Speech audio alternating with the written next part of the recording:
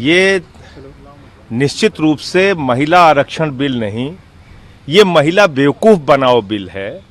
और ये बात हम लोग इसलिए कह रहे हैं कि एक भी वादा नरेंद्र मोदी जी जब से आए हैं 9 साल से सत्ता में, एक भी वादा इन्होंने जमीन पे पूरा नहीं किया। ये एक और जुमला लेकर आए हैं जिसमें ये बिल 15 साल में पास होगा कि 20 साल में पास होगा कि 25 साल में पास होगा, कब पास होगा या नहीं होगा कुछ पता नहीं। अगर आप महिला आरक्षण बिल लागू करना चाहते हैं, आम आदमी पार्टी पूरी तरीके से महिला आरक्षण बिल के समर्थन में है, लेकिन 2024 में लागू कीजिए।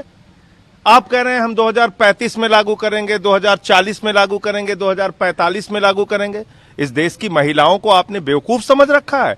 महिला विरोधी भारतीय जनता पार्टी ने एक और जुमला महिला आरक्षण बिल के नाम पर सामने रखा है। इसको इस देश की महिलाएं, राजनीतिक पार्टियां इस चाल को, इस चुनावी चाल को सब समझ रही हैं। और इसलिए हम ये कह रहे हैं कि अगर मोदी जी की मंशा साफ है तो आप 2024 में लागू कीजिए इसको चुनाव में। आप मुझे बताइए, पिछला जो यूपीए की सरकार में महिला आरक्षण बिल आया था उसमें इस तरह की कंडीशन थी क्या? इस तरह की शर्तें थी क्या कि 15 साल में लागू करेंगे, 20 साल में लागू करेंगे, 25 साल में लागू करेंगे या नहीं करेंगे, परसीमन होगा, डिलिमिटेशन होगा, फिर कोर्ट में स्टे लग जाएगा, फिर सुप्रीम कोर्ट में स्टे लग जाएगा। ये क्या मजाक है? तो इसलिए महिला आरक्षण बिल महिला बेवकूफ बनाओ बिल है। अगर उन्होंने किन्हीं को बेवकूफ की बात की है तो हम तो समझते हैं कि इसमें उनकी बेवकूफ़ी एकदम साबित होती है।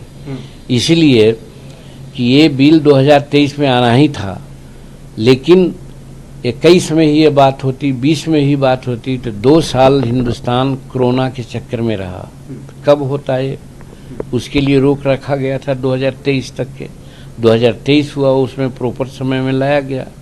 नया संविधान भवन, नया विधान भवन में जाने के उपरांत तो वैसी परिस्थिति में तो इनका क्लैरिटी है इनके दिमाग का कि महिलाओं के प्रति हम सोच ठीक है और लाए हैं, और सही है कि जो प्रक्रियाएं हैं, अब समूचा देश के राज का आधा भाग जो विधायक हैं, विधायिका है, वहाँ से पास होना चाहिए, जनगणना होनी चाहिए, डिलिमिटेशन होना चाहिए। तो ये सब प्रक्रियात्मक बात है, एक दिन में कैसे होगा?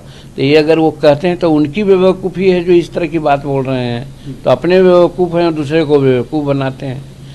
तो इसलिए शुरू कर दिया गया है एकदम दृढ़ता के साथ, सबका सहयोग भी मिल रहा है।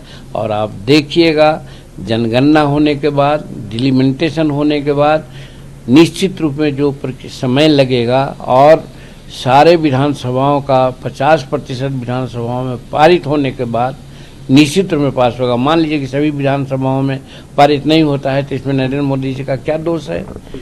तो इसीलिए सबको सामंजस्य बैठाना चाहिए कि विचार हो और सभी विधानसभा का 50% कम से कम विधानसभा पारित करे, डिलिमिटेशन हो, जनगणना हो, तो निश्चित रूप में 26-27 में ये लागू हो जाएगा।